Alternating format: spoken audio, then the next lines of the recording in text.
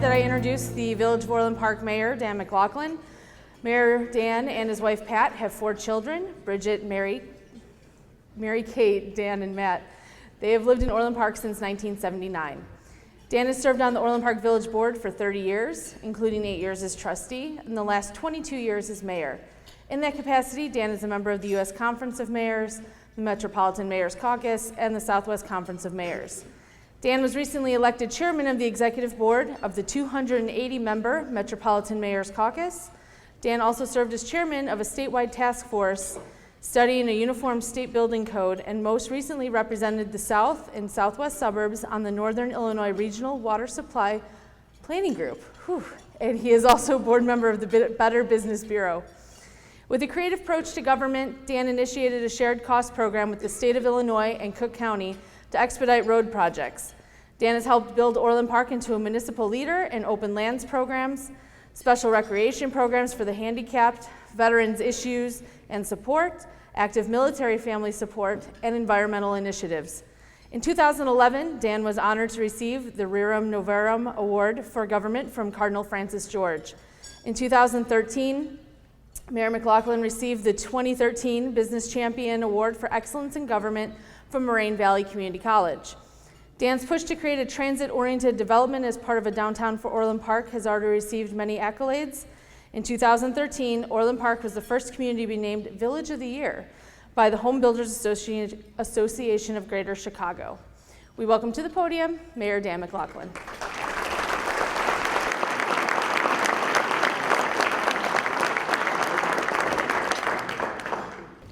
Well, thanks, Heather. And good morning, or it might be afternoon by now. Good afternoon. I'd like to thank the Chamber for hosting this event every year and giving me an opportunity to talk about what I like talking about most, Orland Park. And I'm especially happy to be here this year. I always look forward to talking about the village, but I have to tell you, in 22 years of giving a State of the Village address, I think I feel more excited this year about what's coming up and the things taking shape than I have in a long time. For more than 22 years, I've seen the economy and our fortunes ebb and flow. 2009 started a lot more ebbing than flowing. We had to suspend our rebates, trim our staff, and postpone several projects, but we made it through that period. Today I'll be talking a little about the usual topics: finance, police and public safety, development and infrastructure improvements. But I also want to touch on a couple areas I don't usually cover. The new governor's recent budget address, and I want to bring a little more attention to an area of our government that isn't talked about enough: planning. I am very proud to say that we started 2014 with Chicago Magazine naming Orland Park one of the best places to live.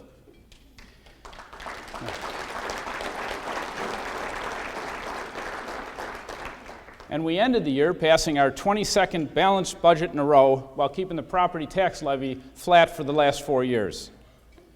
The Village of Orland Park budget for 2015 is $157.2 million. This includes about $30 million in capital projects, which in essence is infrastructure projects.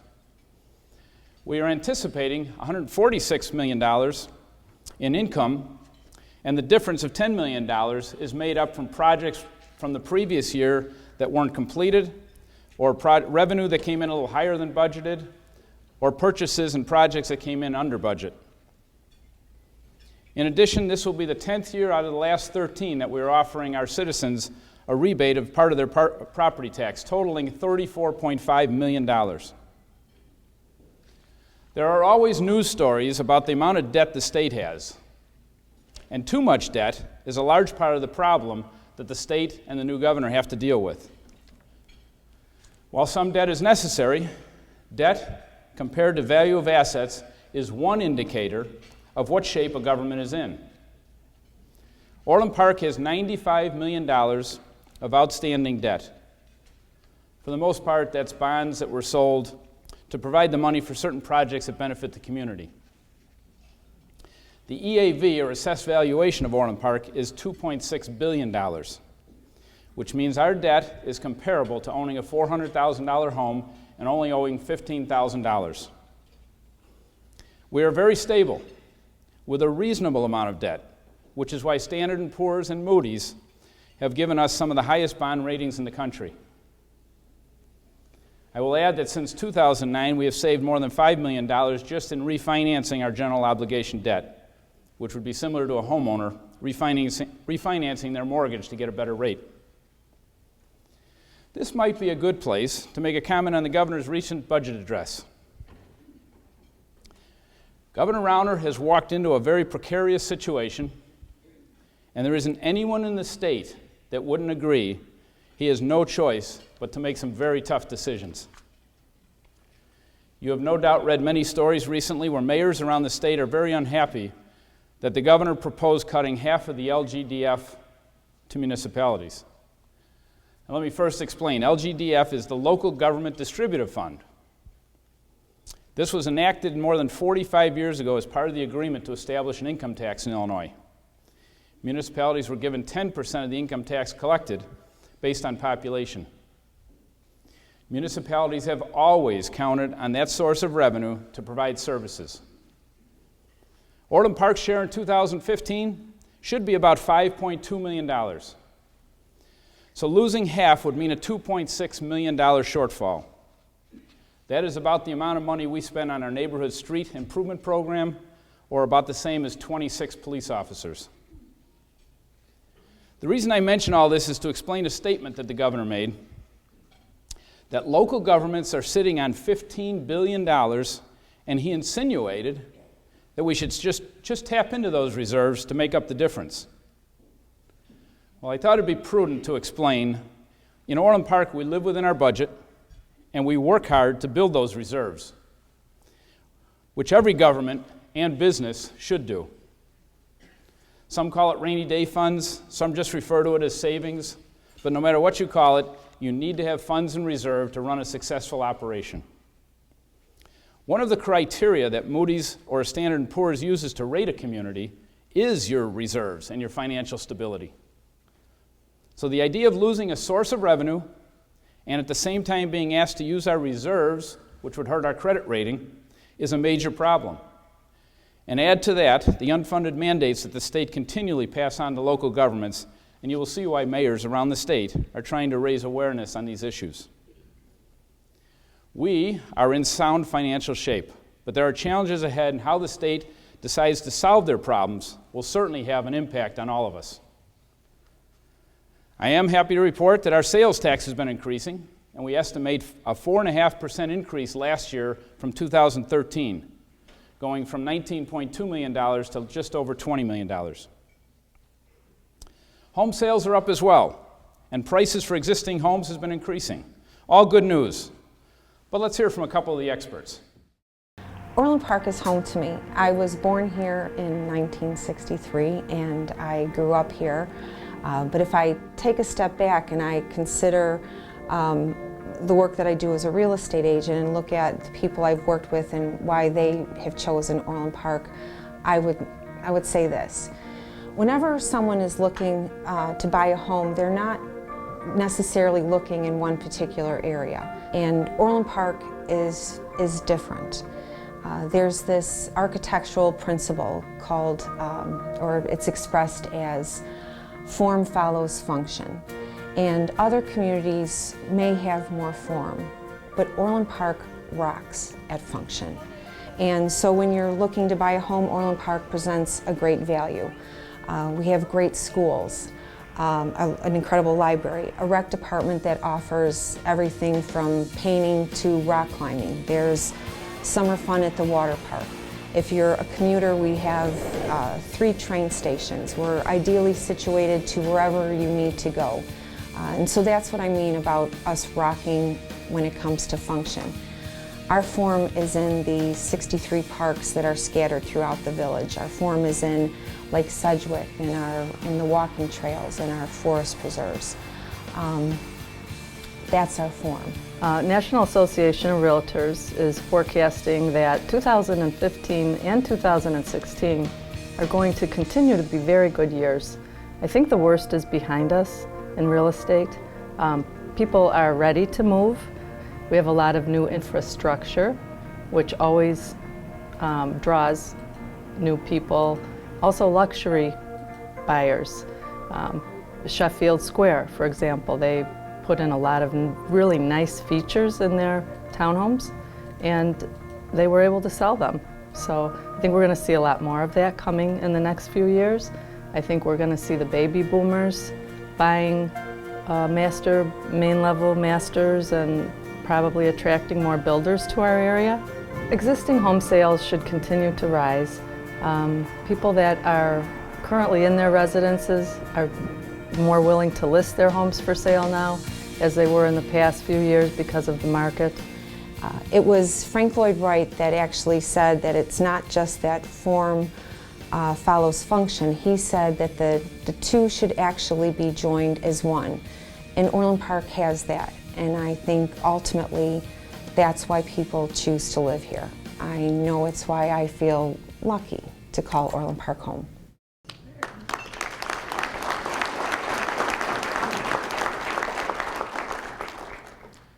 In addition to being financially sound, I am happy to report that we are a very safe community. Our police department is second to none, and they are always bringing new ideas and new techniques to policing and working to reduce crime. Orland Park's crime rate is low to begin with, but using additional resources, community outreach and education, and a further analysis of crime statistics has helped reduce burglaries by 42% just last year, the lowest in 20 years.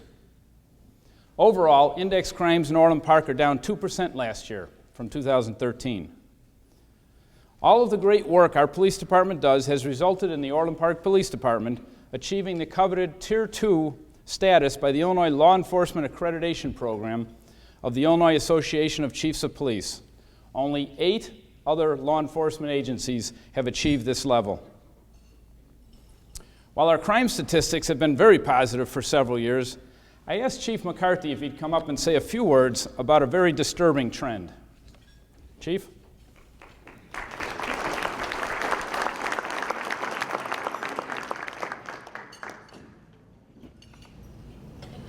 Thank you, Mayor. The issue the Mayor is referring to is the context that the police now have with the mentally ill. In our annual report to the village, looking back at 2011, we had 2 involuntary committals of people that we came in contact with for a variety of reasons. In 2012, we had 24, 2013, 70, and 2014, 162. And these are involuntary committals. So what is the reason?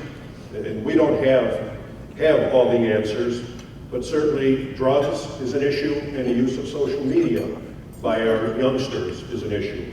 Almost 50% of the committals are people aged 21 years and younger. And when I mention social media, that's the lifeblood of the new generation. And oftentimes there'll be a minor dispute, and then they'll tweet out or send out a text or something like that that they're going to harm themselves or others. Police are called, and we intervene in those situations. We've taken some steps to address it better. Sheriff Dart of Cook County has said that the Cook County Jail is the largest mental hospital in the country, and there's much truth to that. We began training our officers last year. We had the National Alliance for Mental Illness do a program for all of our officers. And starting last year, we've trained 6 of our officers as a critical intervention team when we're dealing with the mentally ill. We'll train 6 more this year so that we have officers on staff 24/7 when these crises take place. This morning at our supervisory staff meeting, we had an opportunity to discuss this, and in the last several months alone, and the holidays oftentimes are very stressful periods of time, we had almost a dozen interventions where we were able to de-escalate the issue from a point where it was largely out of control. So we're going to continue to train our officers in that and try to take situations where people are in crisis, de-escalate, and get the help they need. As part of the program, we follow up and we provide information to parents and loved ones on such issues as guardianship, resources that are available, and there are not many, unfortunately, resources that are available. The impact on the police department is in many ways. Training costs money taking officers off the line, so to speak, to send them to training. There's openings that we have to fill. We have now become a little bit like psychologists and psychiatrists to handle these type of issues and to make sure to do the best we can that they don't become violent. We've all seen many of the issues across the country are when the police come in contact with mentally ill. So we're doing the best we can. The village has been very generous in the resources to support this program, and I know they'll be generous in the future to support it because it's a very critical issue, not facing just the Orland Park Police Department, but police departments across the country. Significantly, 27% of the people that we involuntarily committed last year were not from Orland Park, but they were in Orland Park for one reason or another, visiting relatives, shopping, or having some other business here in Orland Park. So I thank the mayor for allowing me to highlight this issue that's a growing problem in Orland Park and throughout the area. Thanks. Thank you.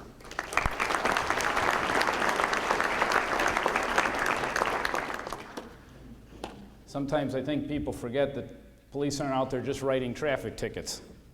There's other serious issues and a lot of training that goes into it, and they do a great job. As a matter of fact, I want to mention that Chief McCarthy just celebrated 20 years with the Village of Orland Park.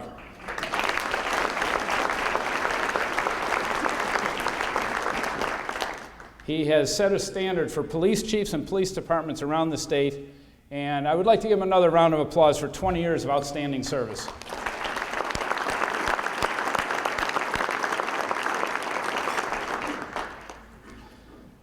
For several years, I've brought you up to date on our downtown development, and we are very happy about 9750 reaching 94% occupancy back in September. There was much discussion about who would rent here, and it has proven to attract a good mix of empty nesters, people that work downtown and use the train, and people that prefer to rent first, but end up eventually buying in our community, and here's a good example. We moved to 9750 on the park in June of 2013. We're actually probably within the top 10 to 20 occupants. Obviously a beautiful place for anywhere, really. Great amenities, great staff, just really top-notch, something we weren't really expecting to find, but easy for the commute for me downtown with the train being right there. That was really nice. Yeah. Close to all shopping for me. Yay. Too close. But obviously brand new, beautiful floor plans, big enough for us because we were moving from a large house in Indianapolis. So to have the option for 2 beds, 2 baths, pool, gym, it's kind of one stop. Dog friendly for our dog too. Pet friendly, that was big for us. One of the things that I think appeals to us having a newborn son that's we're going to get a lot of mileage out of is living close to great parks, ball diamonds. There's jungle gyms, slides. We actually own a swing set in our backyard. It came with the house, but we're probably going to take it down to make more use of our yard, given that we live so close to a park. So that's something we're looking forward to as the weather warms up. One of the things that initially attracted us was our family chose to move here. My brother chose to move here 15 years ago and stayed, which I think says a lot about the area. It's grown a lot from what I've seen over that 15-year time span. Great schools, great community, low crime rate. Again, just having access to a metro line, the restaurants, the shopping. It's got everything we want.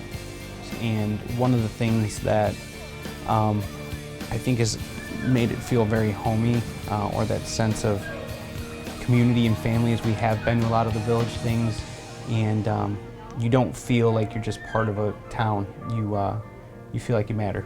I just think when you factor in community, affordability, school systems, ease of transportation, like I had mentioned, and the closeness to our family, it just all made sense. You have no doubt read about the University of Chicago building a medical center in our downtown. This project is a win on several levels. More than 100 high-quality jobs will be produced with this project.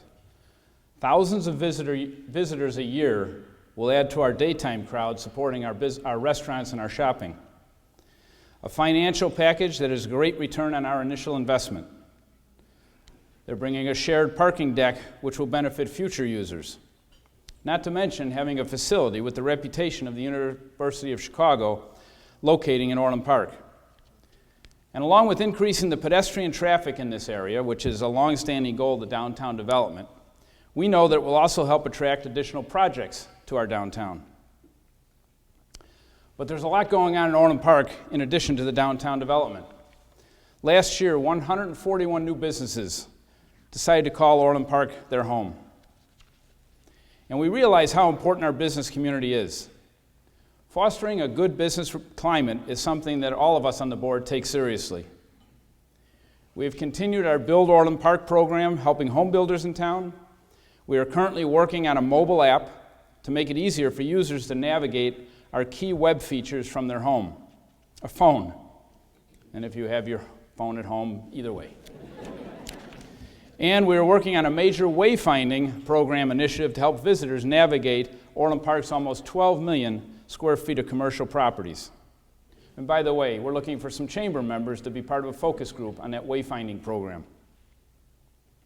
Carrie, are they taking sign-ups for that today? I believe they are. So anybody that's interested in being part of that focus group would love to have your input. Every year we abate taxes to help lessen the tax burden, and we work with the county to offer 6B county tax incentives. And we have continued our revolving loan fund to help businesses, and also continued the Mayor's Business Retention and Expansion Program. I will add that the millions of dollars we have been spending on road improvements has a beneficial effect on all of us, including the business community, by getting more traffic into and around Orland Park safely and to your businesses. We continue our business retention visits to stay in touch and learn where we can help businesses in other ways. And we have expanded our facade program to benefit more businesses. We purchased the Horton Center about 20 years ago now, and it was a distressed center at the time. It was newly built and only about 35% occupied. So my father got to work getting tenants in and stabilized it pretty quickly, and it's been a great asset in the heart of Orland Park for now almost 20 years. As we were just entering the recession in about 2008, we talked about maybe doing some updates to the property, and we met with the Village of Orland Park Development Services Department, and they alerted us to a facade renovation program. We had never heard of this program. We knew that other municipalities have done certain things on a very small scale, and we decided to investigate a little more, and we realized that it would be very advantageous for us to try and take advantage of it. So we got to work with an architect and land planner and put together some of our ideas, and what started as a very, very small facade upgrade turned into a very large upgrade and project, and we are going to be starting construction this spring. We're hoping at the beginning of April. This is encompassing 2 retail buildings and a 2-story office building. We felt it very important to reinvest in the property and the community, and we see all these exciting things happening in downtown Orland Park. Also with us owning Orland Park Crossing, and with the mayor's vision and the board's vision finally coming to fruition in the Triangle, we wanted to be part of that excitement and the future of downtown Orland Park. I mentioned earlier that I wanted to focus a little today on planning. Over the years, Orland Park has been a bustling community with tremendous growth. But in that time, Orland Park became one of the more desirable communities in the Chicago area. I strongly believe that it's because we have continued to make good planning a priority. What most people don't see is the initial plans that are brought into the village and how they are worked and reworked with our staff, the Planning Commission, the Planning Committee of the board, and eventually the full board and myself. I asked our Director of Development Services, Carrie Freiling, to show you an example of that process. Carrie? Good afternoon, everyone. It's nice to see so many familiar, friendly faces in the audience today. I was excited when the mayor came and asked me to talk to you briefly at the luncheon today, because a lot of the things that we do the general public and the business community is unaware of those things. So today is kind of like the Wizard of Oz. We're going to show you behind the curtain a little bit. And we're going to ask you all to put your planning hats on too, so you can see what we do as we have new developments that come into the Village of Orland Park and petition to move forward for approval. And so I'm going to start with a couple slides that I prepared today. I can't see them, so I'm going to have to follow along on my notes. So the first thing is that, as you're driving through the Village of Orland Park, you will notice a lot of development coming out of the ground. Buildings, both commercial, office, residential.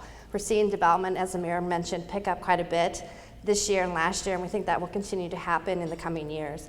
And one of the things that everything has to go through is a legal approval process. We're a governmental entity, it is what it is. But what we try to do is, as we're going through those things and we're applying those regulations, and those regulations are based upon where your project is located, the intensity of it, adjacent uses, is we really try to streamline the process and work together with the developer and the business community, all of you in this room today, to make it as seamless and as painless as possible. The other thing that's really unique about Orland Park that I think that my staff brings to the table, development services is a one-stop shop. And we have professionals that are on the other side of the table of you, who are professional engineers, professional architects, the professional landscape planners, the professional licensed planners. And I think that's very unique from Orland Park. I've worked in other communities where we did not have the sense or depth of staff that we have in Orland Park. And I think that it helps bring a better project to fruition for everyone involved. So we have been on the other side of the table with you, and while you're on the other side of the table with us, we're working in a very collaborative process.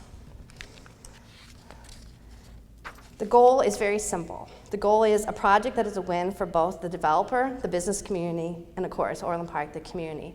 And while that sounds like a very simple statement, we do recognize that the process can be somewhat difficult at times, or appear at least difficult at times. We recognize that the goals of the private sector is, of course, you want to make a profit. You want to have a good location in Orland Park where you have visibility, where you have customer convenience, or you have accessibility. And of course, you're very concerned, the private sector is very concerned about timing. You want to know from the village, how long is it going to take? What are the rules and regulations that go into it? And what is the red tape you have to go through, and how can we reduce that red tape as we go through the approval process? For the village, we look at compatibility with the area, the quality of the project, the architecture, community character, community pride. What is the sense of place that that project will bring to the village? And of course, how does it connect to the surrounding areas that are already built in the built environment? And as well as what is the financial impact that the village will receive long term from those types of developments that will move forward and be built in Orland Park. So the question is how do we bring those competing goals sometimes together? So this is kind of where we are going to take you behind the scenes today, and we're going to show you a real-life development project that has been approved previously in the Village of Orland Park. We recognize that, yes, it is a regulatory process, but again, we emphasize collaboration with the developer or the business. I would say, and I think the mayor would agree with this statement, that everything that we do with my planning staff, we do behind the scenes. 80%, I would say, of our projects that we do with a developer or a business who comes into Orland Park and says, we want to make Orland Park our home, we work behind the scenes with them, and we work collaboratively with them. We do a lot of pre-concept meetings with them, and where we review site plans, we roll out the tracing paper, we bring the color markers, and we work together with that petitioner to bring forward the best project possible, not just for the private sector, the business, but also for the community as well. And we think we've been quite successful over the years to do that. So what I'm going to do, I'm going to have to step off the podium here for a second. They got me equipment though. All right. Can you hear me? Okay, good. I got my little laser pointer. So we're going to, everyone knows this project, right? Lowe's, okay. So I'm going to show you how we did this project in a collaborative process that I was just talking about. Am I getting picked up on the mic, okay? All right. So I'm just going to orient everyone. This is LaGrange Road right here, 94th Avenue. This is an aerial back in 2003 when this project first came forward. That was basically all farmland, green space. Nothing was built here. So now we're going to move to the next slide. Well, This is an aerial from 2013, the most updated aerials we have right now within the village. And this shows the built environment as it sits there today. The only thing missing from this aerial is Bonefish Grill is now built here. And 156th Street is now in as well. So that was under construction last year and the year prior. The remaining is basically the approved site plan that the board approved and was eventually built.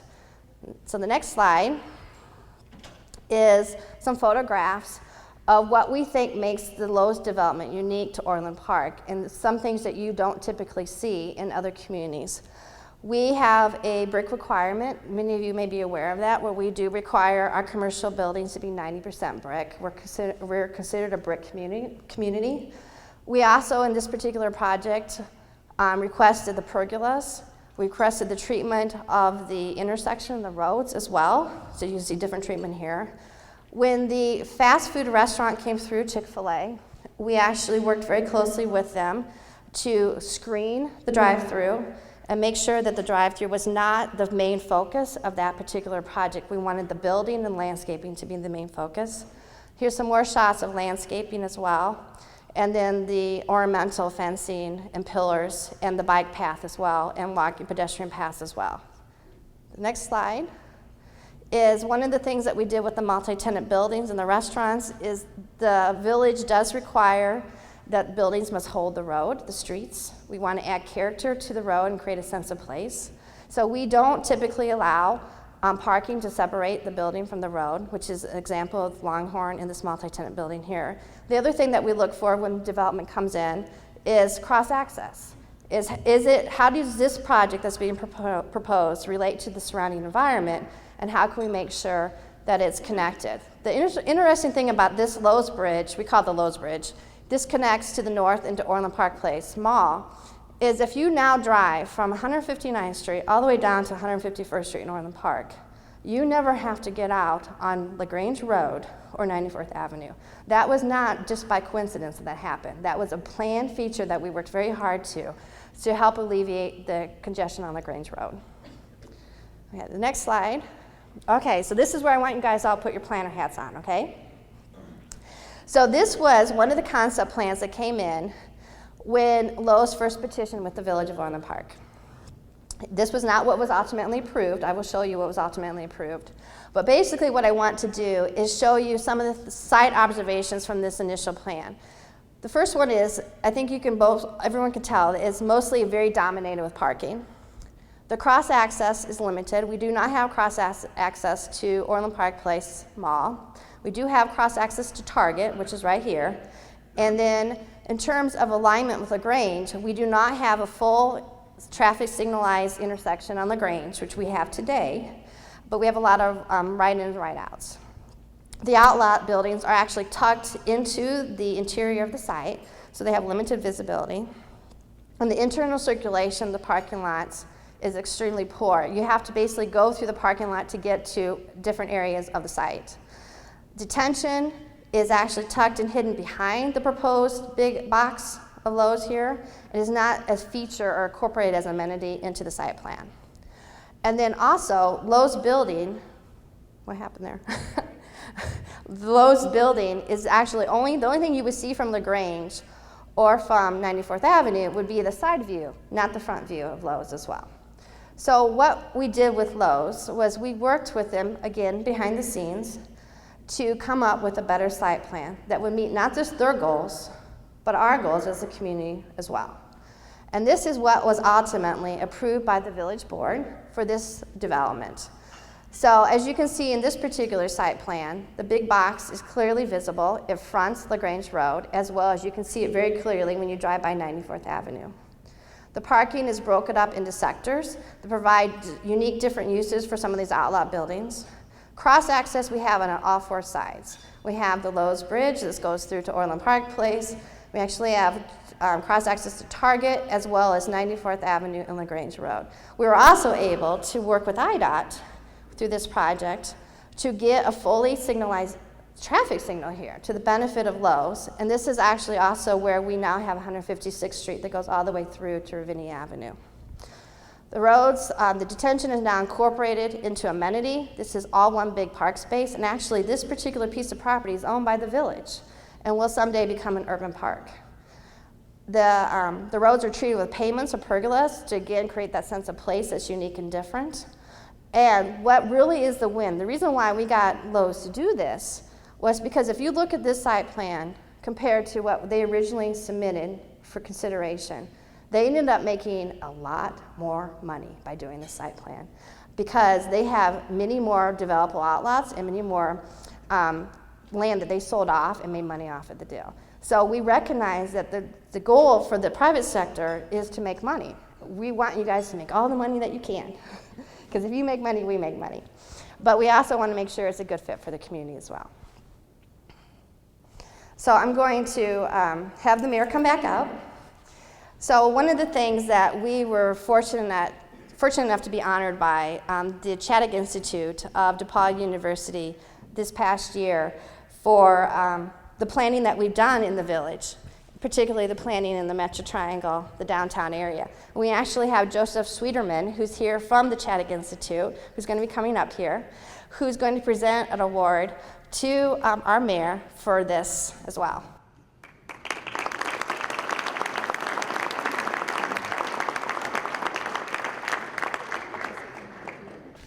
Delighted to come downtown to talk to you today. I am Joe Sweeterman, professor at DePaul University.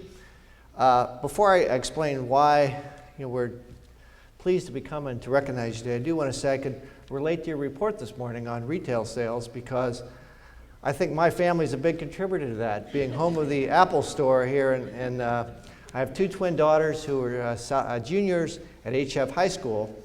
So I think about every 2 months we have an emergency trip to Orland. And of course, 4 or 5 of the friends have to come as well. And it's evident that Orland has just a reputation as a great place to come. Once I had to come down from downtown with my credit card because I didn't have enough money. So I think it's evident that there's some good reasons that Orland, with the commercial environment, just tremendous. But I'm here to report on something totally different. We started in 2006 an award competition, not to recognize projects, but to recognize planning and process as a way to kind of celebrate the planners that engage in multi-year projects to bring things to completion. We started this in 2006. My institute's named after Harry Chaddock, who did the 1957 zoning ordinance in Chicago and was also a developer. He did the Ford City Mall and some other malls. And he recognized how difficult getting things done in municipal settings were. What made this award interesting is we started in August a festival called Terminal Town. And we have a couple corporate sponsors. We have a traveling exhibit that made a 1-month stop at the Orland Library, which was a really nice stop for us. And now we're in the Great Hall of Union Station. So if you get downtown, please go see our exhibit. And it's an 8-month festival showcasing how transportation in Chicago is really integral to our whole identity as a region. So this year, we decided to take our award competition and recognize a community that's doing great work around a commuter station using innovative planning technique. And I have to admit, when we started, I had a sinking feeling that just like another study we did a few years ago, I said the North Shore communities are going to dominate because they have lots of money, they have traditions of traveling by train, they have downtowns that are situated perfectly to the metro stations. But we dug into this, we found there wasn't a lot of evidence that a lot of efforts the North Shore communities were making were actually responsible for spurring the kind of pedestrian-oriented development. And research shows that metro commuters are a tough lot. They get off the train, they beeline it to their car or walk home, and they don't get out their wallets and spend much money. So we really looked for developments where we could see that something was happening around the station that created a new life, a new sense of community, sort of a new identity for a city. And our project is different from others. We don't ask communities to send us reams of paper. We say we want a few pages, and we'll take it from there. We send a field visit down and do a day trip where we see the site with the planners in the community, and then we snoop, and that makes communities very nervous. We talk to developers, Chamber of Commerce, citizens we happen to know, and ask what's behind the scenes here. So this year we started with 60 communities. We worked with PACE, Metra, and the Regional Transportation Authority and said, tell us communities that are doing good stuff. And then we found of those 60, there were about 30 that weren't able to get their plans off the ground. And that led us with 30 communities to evaluate. We settled on 6 finalists, made finalist visits to those communities. And in case of Orland Park, it was a tough competition, but we selected Orland as our winner for our Community Station Area Award this year, which was the top honor for the competition. And I want to explain why.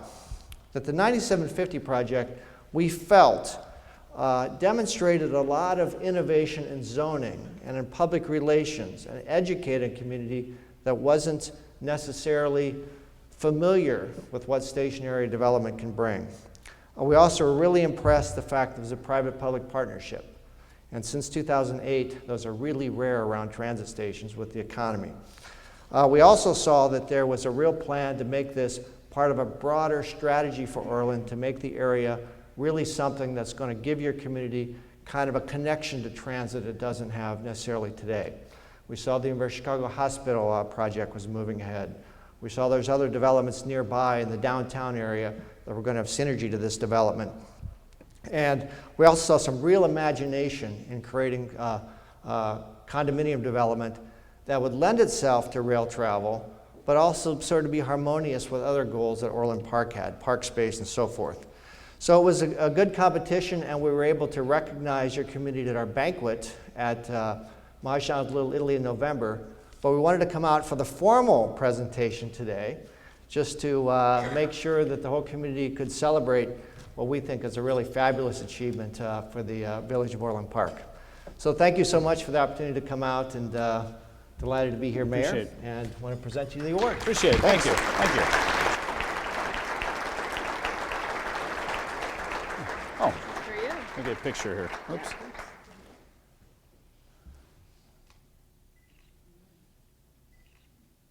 Thank you. Thank you so much. Thank you. I appreciate it. Appreciate it. Thanks. Thanks. Well, thank you, Carrie, for your presentation, but I'd also like to thank the DePaul Chaddock Institute.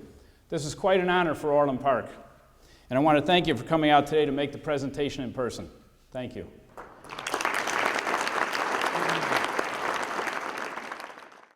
Well, in addition to the Chaddock Award, last year we were proud to have received Best Building Charter Award from the Congress for New Urbanism, Excellence in Budget Reporting, Illinois Parks and Recreation Association State Conference recognition, 5-star Safety Award at Centennial Pool from Starfish Aquatics Institute, and the Tier 2 status for our police department. So we're very proud of all that. Last spring, if you remember, we had 2 major rainstorms within 3 days. It exposed some new flooding problems and exasperated some of the ones we did know about. Those we did know about were in different stages of engineering or planning. But in our last budget process, the board was committed to kicking all those projects into high gear. We're committing over $12 million for flooding projects to be done this year alone, and an additional $6 million next year for engineering and construction projects. I mentioned road improvements earlier, and there's quite a bit to report on. Our neighborhood street improvement program is continuing, but we decided on a 2-prong attack to try and keep up. Some neighborhood streets will continue to be done as they were in past years, but several dollars were used separately to fully remove and replace those streets that are in the worst shape. 159th Street widening project from Ravinia to Gauger Road was bid just recently, just in the last week, by IDOT. That project should be starting soon. We have also been working with IDOT to consider a Wolf Road interchange at I-80. But I'd like to spend a few minutes talking about LaGrange Road. The current $100 million project started about this time last year. It's a little behind schedule, and it is now expected to be completed a few months later than planned. But I will add, this project was not your typical road widening project, although that would be a huge project on its own. But 11 retaining walls were needed, which was a tremendous amount of additional work. And when that much work is going on at both ends of LaGrange Road, any surprises or weather-related issues can really affect a schedule. In addition, we added about $10 million in aesthetic improvements, which will make LaGrange Road reflect the kind of appearance that you and us have come to expect. While the LaGrange Road project may only be a 2-year project, we are fully aware that you have been living with this longer than that. Not knowing if we would ever get the LaGrange Road project done, we started working with IDOT to reconstruct the intersections at 159th Street and 143rd Street.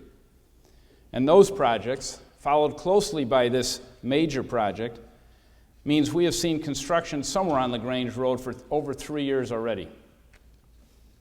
I thank you for your patience, and I am confident that you will appreciate the improvements when they are completed. You know, one thing that sets Orland Park apart from many communities is our exceptional quality of life. With an extensive park system, miles and miles of bike and walk trails, open lands, and hundreds of acres of forest preserves, there is plenty of opportunities for passive recreation in Orland Park. But our recreation department offers hundreds of programs and events each year in addition.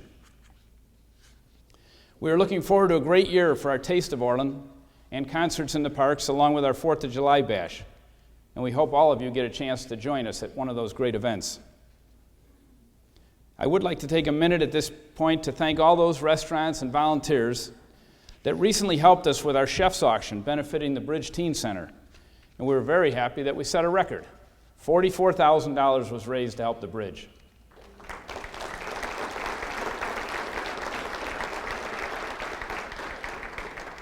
And Priscilla and Rob are in the back, and I tell you, if anybody hasn't seen the Bridge, they ought to go take a tour. They are doing an outstanding job. This year, we are kind of excited about creating a new Orland Park History Museum. And we anticipate it will be set up and open to the public sometime by the end of the year. But Jill just told me this morning that we got an okay from Home Depot that they are pledging $5,000 in supplies and all the free labor we need to recarpet and paint the old Village Hall, and that's where our museum will be located.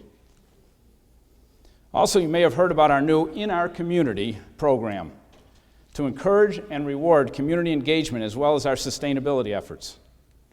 We are very excited about this unique, first-of-a-kind program, which is a great way for local businesses to engage the public as well. I can tell you that after only 2 months, there's been a tremendous number of citizens signing up with a lot of excitement. And it's amazing how many communities have seen or heard about our program and are calling us to help them duplicate it. All in all, there are many opportunities in Orland Park, and we are proud to make Orland Park a great community to live in, to work in, and to play in. We have lived in Orland Park for about 30 years. One of the reasons I liked Orland Park when we moved here, we didn't have a lot of kids where we lived before. We lived in Hazel Crest, and we moved over here, and then there were kids all over the place. And our kids were young, they met a lot of friends, we met a lot of families through our children. The people were very friendly here. We've been in Orland Park for about 5 months now and looked right away at Orland Park. We knew we wanted to be closer to, centrally located for our work, and then we also needed to find a community that had a lot of the qualities that we were already used to. It has to be a safe community, it has to have good schools, it has to have housing values that are holding. And aside from that, those were the main factors that we were really looking for. And so Orland Park had all those things. To me, all of the things that have happened, changed in Orland, one of the best is Centennial Park. Because of the type of people we are, we use the pool, we've been members of the pool since it opened. We use the bike trails down there. I have my dog in the dog park. We ice skate down there, so that's we use the park. Our kids use the parks. Yeah, we have Brown Parkers right here. We walk throughout the area. You can walk. There's so much walking paths. And our grandchildren live in Tennessee, and they come up here and they stay with us. And the first thing they want to do is go with Nana to the library. And Orland Park Bakery. Yeah, on top of that, you have all the conveniences of the train and shopping, and there's just conveniences galore around you here in Orland. We haven't had, luckily, a lot of need for the police and the fire department, thank you God. but I feel they're very dependable and would not hesitate, and have not hesitated to, enlist their support when we needed to. Things have changed, and I think they've changed in a positive way in this community. And I really like Orland Park. It's comforting, and it's just a very nice community. Most years I mention there is so much good going on in Orland Park from our many great employees in all of our departments that I'd love to have the opportunity to tell you all of it, but there just isn't enough time. But we do have the new 2014 annual report available for everybody, so when you're leaving, make sure you stop and get a copy. Some good information in there. And I'm gonna add something our staff, I didn't talk about with our staff, so they'll probably shoot me later, but there's a lot of realtors in here, there's a lot of businesses in here that potentially could use any one of these videos to help promote their own business or where their location is. So I would like to try and make those available to anybody that, now some of them will go on our website as well, but anybody that thinks it'll help you and you want to get a copy, let us know. With that, I would say, as much as I tried to cover, they put a little 2014 by the numbers together to end our presentation today.